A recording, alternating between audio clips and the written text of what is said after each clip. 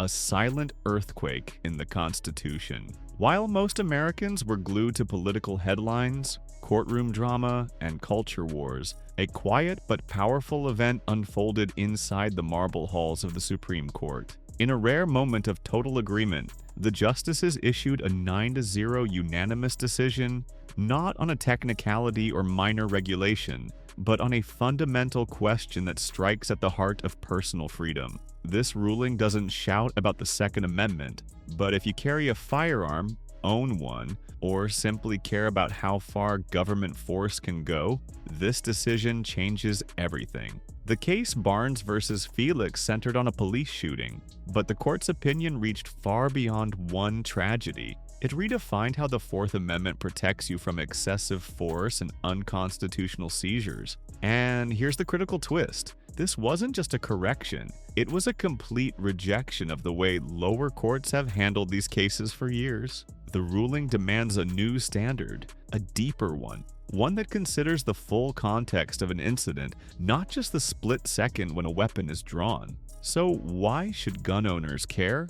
Because this changes how every armed citizen might be treated in a traffic stop, during a home visit, or while simply exercising their rights. The rules of engagement have shifted and they now lean toward accountability. In this episode of Firearms Law Advisor, we're cutting through the legal fog to bring you the clear truth. What the justices ruled and why it matters. How this affects self-defense cases and concealed carriers, and what every responsible gun owner must understand going forward. Let's break down this ruling step by step.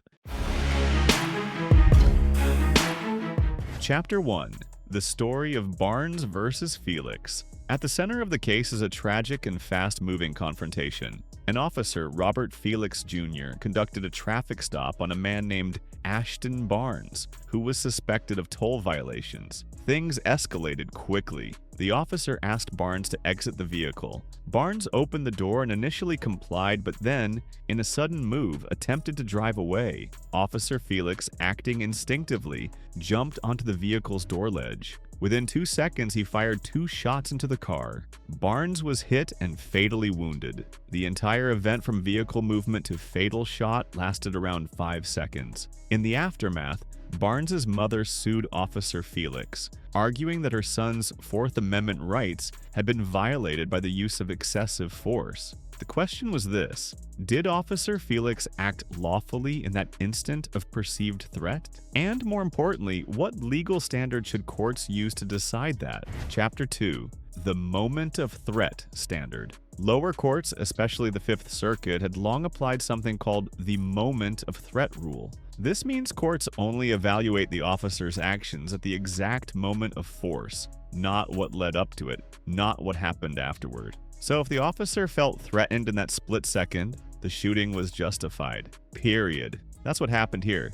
Both the district court and the Fifth Circuit sided with Officer Felix, saying the 2 seconds where he clung to the car while it moved justified deadly force. But this narrow focus had a problem. Context was ignored. What led to the officer stepping onto the car? Could the situation have been de-escalated earlier? Were Barnes's earlier actions actually dangerous or misunderstood? Those questions were off limits under the moment of threat approach. And that's what the Supreme Court found troubling.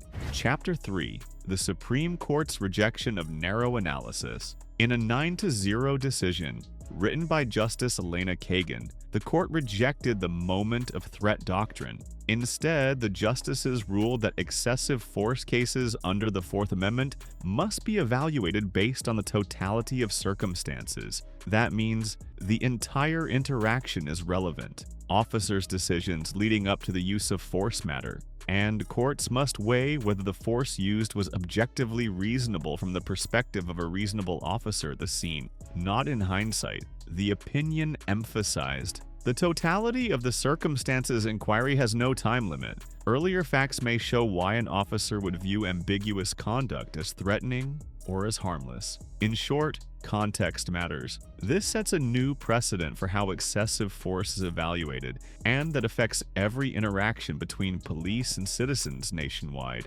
Chapter 4. Why gun owners should care. You might be asking, what does this have to do with the Second Amendment? Here's the answer: everything. More and more, law-abiding gun owners are finding themselves in tense encounters with law enforcement. Maybe it's a traffic stop where you inform the officer you're carrying legally. Maybe it's a home visit based on a red flag law or a mistaken identity. In these situations, the use of force can escalate quickly. And until now, courts mostly ignored what led up to that force focusing only on the final second. This ruling changes that. It allows courts to look at the full context, including whether the officer misunderstood a legal action as threatening. For gun owners, that could be the difference between being wrongfully blamed for a fatal misunderstanding or having the courts recognize that your rights were violated. The Fourth Amendment and Second Amendment are now more deeply intertwined than ever before.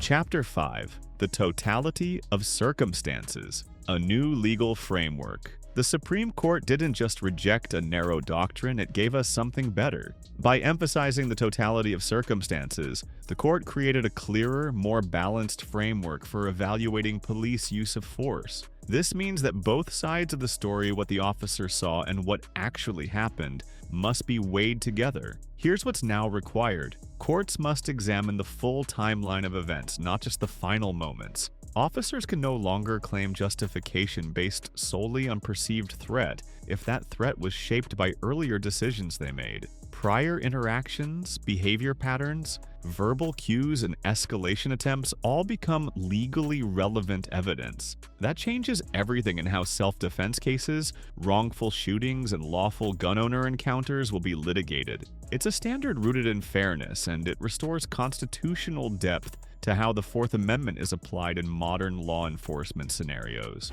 Chapter 6: Repercussions for state and federal courts. This wasn't just a slap on the wrist for the Fifth Circuit, it was a direct challenge to how multiple federal circuits have been handling excessive force cases for decades. Some circuits had adopted versions of the moment of threat rule, others applied broader standards inconsistently. Now, with this unanimous Supreme Court ruling, all courts are on notice. Here's what will happen. Lower courts must now reevaluate pending excessive force cases. Appeals from previous rulings under narrow standards may be revived. Future cases will lean heavily on the Barnes versus Felix ruling as precedent. In plain terms, this case is reshaping federal jurisprudence across all 50 states. Lawyers representing victims of police overreach now have a Supreme Court-approved argument. Context is constitutionally required.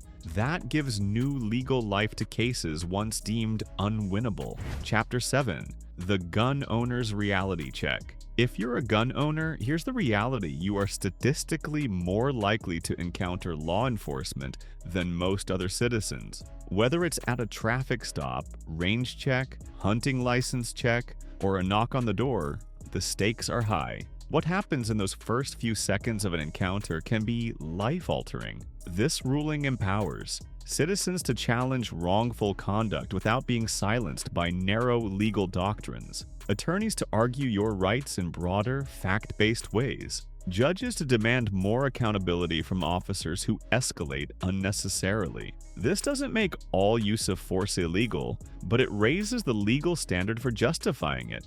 Gun owners, especially those carrying concealed or exercising open carry, must now understand that the totality of their conduct matters, but so does the officer's behavior leading up to any incident. That legal symmetry was long overdue.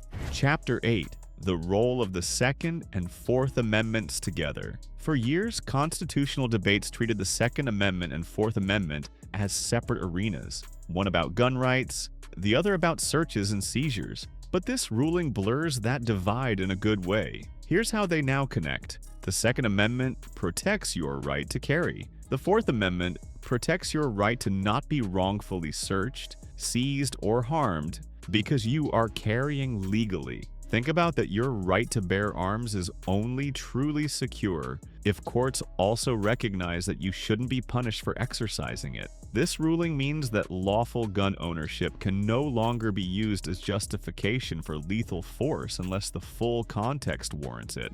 That's a shield every gun owner should understand, and it marks a historic convergence of constitutional rights. Chapter 9: What this means going forward. The road ahead is significant. Already, legal scholars are calling Barnes versus Felix the Miranda ruling for use of force cases a decision that fundamentally changes how the Constitution protects you during encounters with the state. What's next? Police training will need to adapt. Officers must now account for how their actions before a shooting may be judged in court.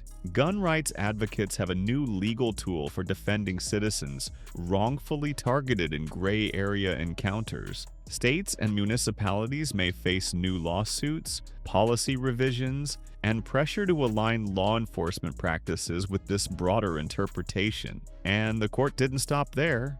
By issuing a 9-0 ruling, they sent a message: this isn't political, this is constitutional. It may be the beginning of a new era in how police powers are restrained, rights are enforced, and citizens are respected under the law. Why this decision matters for all of us. This ruling may not be trending on cable news, but it should be, because whether you're a gun owner, a rights advocate, or someone who just wants a fair justice system, Barnes versus Felix changes the landscape. It's a reaffirmation that your rights don't stop when you're pulled over, questioned, or confronted. The message from the Supreme Court is clear. Constitutional rights require context, not convenience. If you've ever wondered whether a court would truly examine all the facts in a controversial shooting, now there's hope. If you feared being misunderstood during a tense moment while carrying legally, now there's a precedent that protects you. So here's what I want you to do. Share this video with your community. People need to know this ruling exists. Drop a comment. Does this ruling make you feel more protected or still concerned? And most importantly, subscribe to Firearms Law Advisor for more real, accurate updates on the legal battles that affect your rights. Stay sharp, stay legal, and stay free. We'll see you in the next one.